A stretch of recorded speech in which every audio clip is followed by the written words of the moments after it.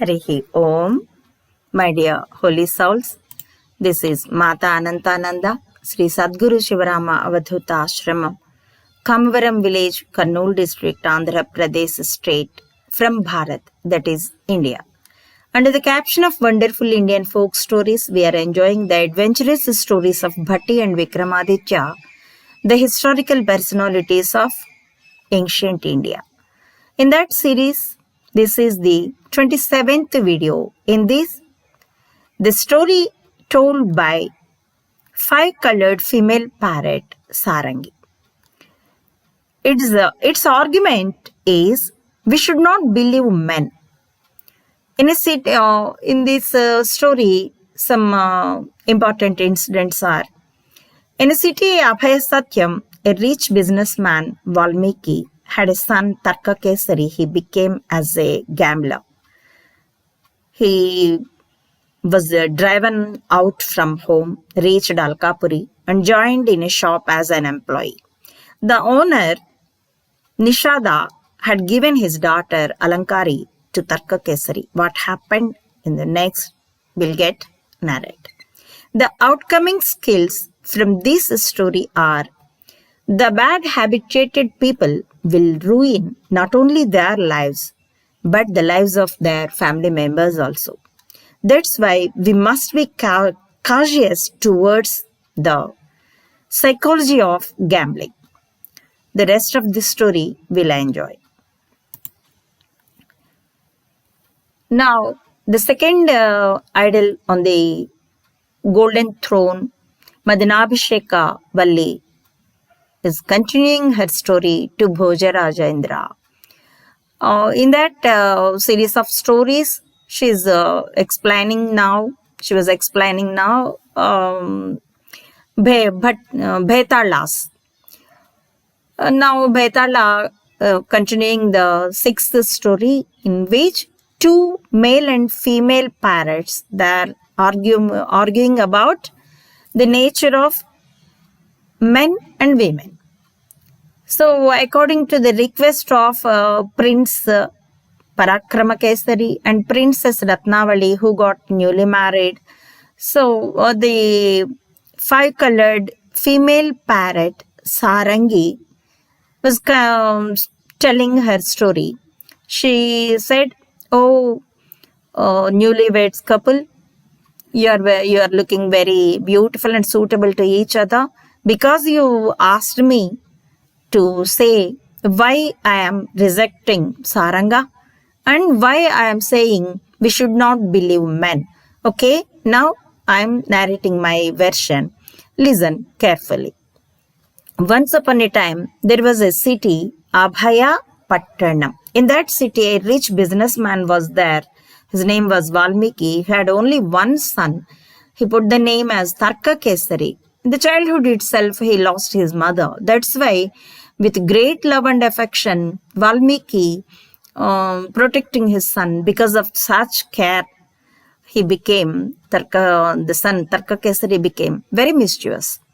And by growing up, he habituated gambling and entertaining with the prostitutes like that. All the surrounding people are calling him, he's not Tarka Kesari, means a line in logic. Just he is a Vyasana Kesari, bad habituated man.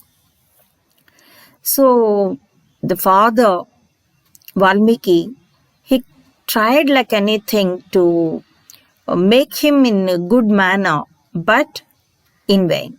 Tarka Kesari was habituated to steal the things, valuable things and money from the home, and always he was going to gambling centers and prostitutes houses like that. By the way, Valmiki got very tough with the son. That's why he scolded him, beaten him, and driven him out of the house.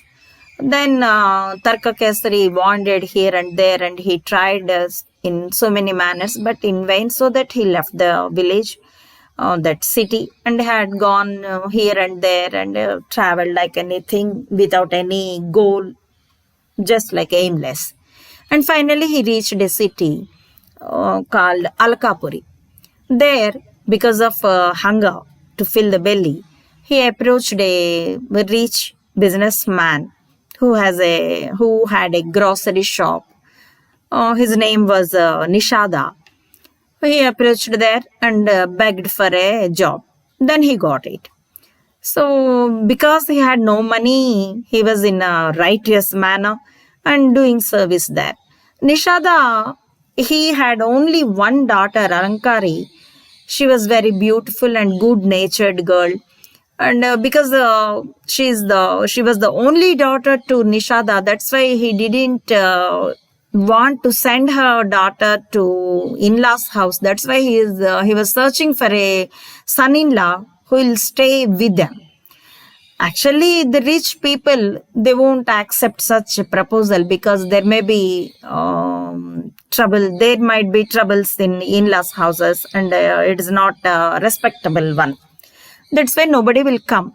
In such a situation, Nishada found this Tarka Kesari, an employee in his shop. So he was suitable to make him as a son-in-law.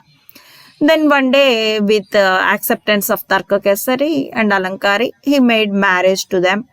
And days were passing. Everybody was happy in the house. But being employee in the shop, Tarka Kesari was okay. Now he became as the in-law of the house. So he got some status. And because of trust on him, Nishada also allowing him to manage the shop. So money is in hand. Money was in hand. So that Tarka Kesari recalled his memories about his gambling and prostitution and all. Then one day, he appealed to his wife and father-in-law also. My dear father-in-law, I left the house because of anger on my father. Days were so past like anything. I don't know about the situation of my father. He might be sorrowful about me. So that's why I want to visit him once. Let me go along with my wife. And within a short time, after watching him, visiting him, after making him happy, we'll return. He said like that. Then Nishad also accepted because such proposal was reasonable. So had given so many gifts and money, gifts to his co-brother, not co-brother, in-law's father. So that he sent his wife, his daughter Alankaravalli, along with ornaments and rich dress and all. They started, both the couple, Tarka Kesari and Alankari.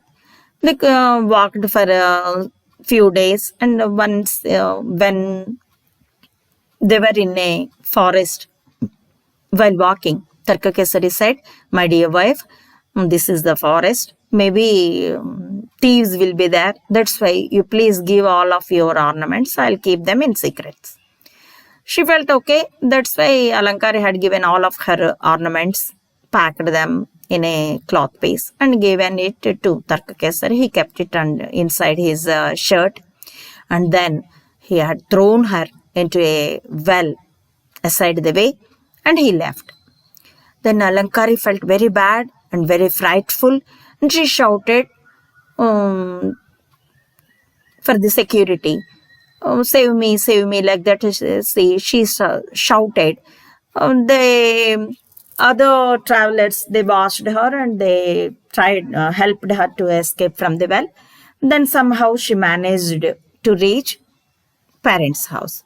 And Nishada, by receiving her like that, he was shocked like anything. Then he inquired, "What happened, my dear daughter?" She told, actually, she wanted to keep secrecy regarding her husband's mischievousness and the bad nature.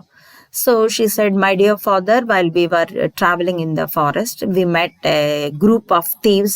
They had beaten us and they had stolen my ornaments, and they had taken my husband along with them. Somehow they thrown me in a wall. Somehow I managed to come here. She cried like anything, because by keeping the secrecy in mind also. But Nishada said, don't cry, my dear child, my dear daughter. I'll send people, servants to all sides to search for your husband. God is there. He'll help us. Don't worry. She said, okay. Days passed. Meantime, this Tarka Kesari had taken the money and ornaments, and he enjoyed some time in gambling centers and prostitutes' houses like that. All the money was over. Then they have this gambling house owners and prostitutes had driven him out of the places. Then, without having a shelter and with suffering with hunger, again he couldn't go to father's house. That's why he approached the in-laws house. There he thought that Alankari would have died, so that he can say some cock and bull stories like that. But by approaching in-laws house, he watched Alankari in front of the house. She was doing something there. Then immediately he frightened. She might be told everything to her parents, so they'll beat him. He thought like that. Then he tried to escape from that. She watched him. Then she crossed him and she objected him. She said, I didn't reveal the truth to my parents. You please do come. At least now itself, you turn your path. Don't be like that. That's why you please do come. And again, let us live happily. Be faith with me and with my parents. She told like that. And he pretended as accepting like that. And they approached the parents. Nishada felt very happy about it, and days were passing. Again, money was in hand of Tarka Kesari. Again, his mind was tempting towards the gambling houses and prostitute houses. Then again, he put a proposal to Alankari, let us go to my parents' house. She refused it like anything, and she said, don't play, don't be cunning. You be here itself and be with faith. She said like that. She refused like anything his proposal. And then one night when she was in sound sleep, he killed her, and he had stolen all the ornaments and valuable things from the house, and he escaped from there. Such a cruelty. So that's why I said we should not believe men. Completed this story, Sarangi. Then immediately the male parrot Saranga said, enough. I also know so many things. By the way, that's why I'm saying don't believe women. Stop it. The parrot said like that. Then the couple, Tarka Kesari and Ratnavali, they asked the male parrot, Sarang, okay, let us know your version. Then the male parrot, Saranga, had started his story. What the parrot told will continue in the next video. Harihi Om. Thank you for watching.